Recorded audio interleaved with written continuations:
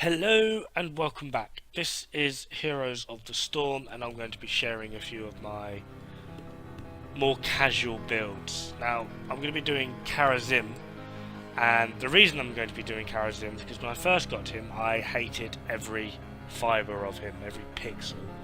But he soon worked his way up into probably my most played support, because I'm not going to say I discovered this build, but it's the build I run with now and I find it very effective. For the first talent I pick Insight, which basically regenerates mana, and once it's maxed out it gives you cooldown reduction. Spirit Ally for just that little bit of extra healing, and then I go for the Radiant Dash more often, which is a key part to the overall build and it is very effective. For his heroic, I tend to go with 7-sided strike just to give him that extra hit, although Divine Palm is a very viable option. And for this one, this is the key part, you need to increase the duration of Fists of Fury. This is key, the main part of the build, to be perfectly honest. For level 16, you want to go for Fires of Heaven, heal twice for 75% each. This enables you to get a lot more sustain overall. It's 150% in total, which is great. And then just as a nice little screw you for his heroic, shields. Everything needs shields. Shields are good. Shields are frigging great. Now, the idea of this build generally is we're going to turn him into an assassin tank, essentially, with the added bonus of being able to heal everyone and everything in close proximity to him. The way in which this build basically works that is, once you hit all 100 points with Insight, it reduces your cooldowns. For every third hit it will reduce your cooldowns as well as give you back mana. Now, the main reason I went for this initially is because my main problem with supports is, although you don't die very often, you run out of mana so freaking quick, especially when you have that overzealous assassin that just wants to get stuck in against everything, and you sit there and try and be the good guy and heal him, heal and heal and heal and heal, and next thing you know you're out of mana, he's dead, and whatever killed him is now coming for you. This is a problem. So I went with Insight. More mana means more healing means I can get in there more often and generally have fun. So the cooldowns are a great one. I want Radiant Dash more often because it enables you to chase down targets, and it also is an absolute nice screw you Tracer, which is great, especially, well, it's not just Tracer really, it just works great against those heroes that just have a bit of a getaway ability or a getaway tactic. You can just straight up and you're back to punching their heads in, which is great. Then obviously increasing the duration of your Fists of Fury. This is important because with the cooldown reduction alone, you basically have to wait 2 seconds to be able to reactivate Fists of Fury, because every third hit reduces your cooldowns. Fist of Fury basically increases your attack speed and gives you quite a bit of range. Once you get this particular part, you can near enough stay in permanent Fists of Fury, generating mana like a mental case. When you eventually get to using where your Fires of Heaven heal you twice, you can basically be in perma healing, which is also great. So you're permanently able to chase down enemies because your cooldowns are near enough non-existent. You're permanently able to heal because your cooldowns are basically non-existent, as well as the fact that one cast heals you twice, and you're permanently able just to pound things in with amazing attack speed and some pretty hefty range. And just in case you need that extra hit, you just press for your ultimate, and ta-da! With this, you can near enough go toe to toe, one on one with any other hero in the game, as long as they do not have massive, and I do mean massive burst damage. If it's just DPS, like standard DPS, they don't stand a chance. You will wear them down if they're stupid enough to stay in there with you.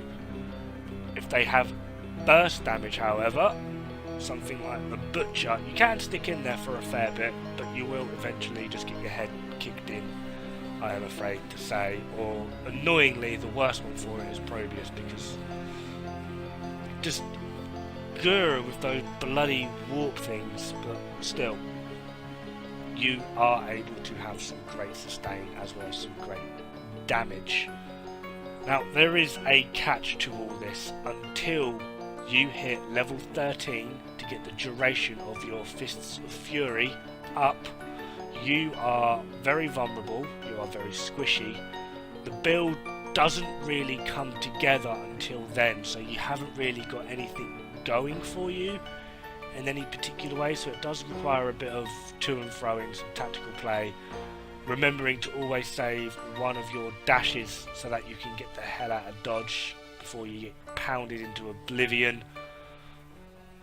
And to be perfectly honest, because you haven't picked the every third hit heals, a lot of people look at you like you're an absolute retard, and you do get some salty comments. But the moment you hit level 16, if the game is a bit of a struggle, Kharazim with this build has enough driving force to push your entire team forward with some serious healing, some serious DPS, and some chase down effects of the overall gameplay. Now, as I've stated in a few of my previous videos of Heroes, I very, very rarely play PvP, and if I do, I normally play as Azmodan, Abathur, Zagara, and that was, well, generally it. Azmodan is a new one that I added to the list just because I love his laser beam of death.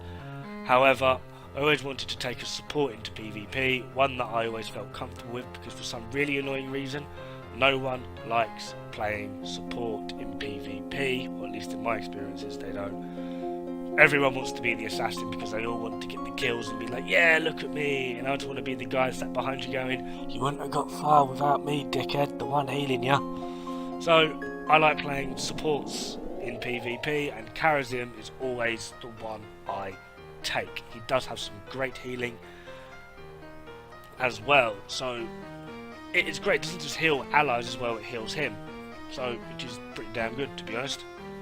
In the sense of Lily, you can't really pick who you heal. Lucio, you heal everyone in range for a small amount, same a bit with Brightwing in sort of like a burst effect. And most other healers, it's sort of like I have to pick between healing you or me.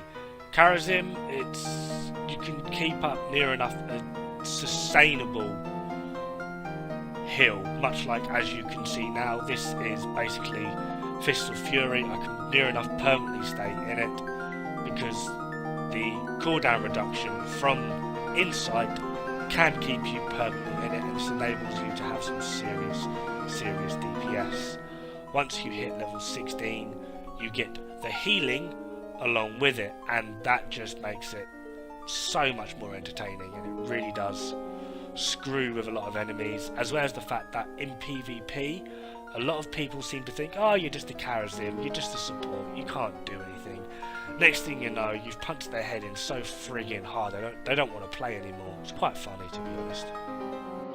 Like I said though, early game he is a bit of a bitch, and you will need to pick and choose your battles very carefully, otherwise you're going to have a bad time, and it's very hard to keep your sustain up early game. So probably try and play him as a little bit more of a tactical support.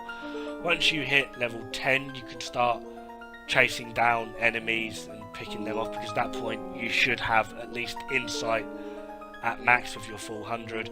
Once you hit 13, you can near enough go for full DPS, although I'd recommend sticking to some of the either supports or some of the weaker enemies.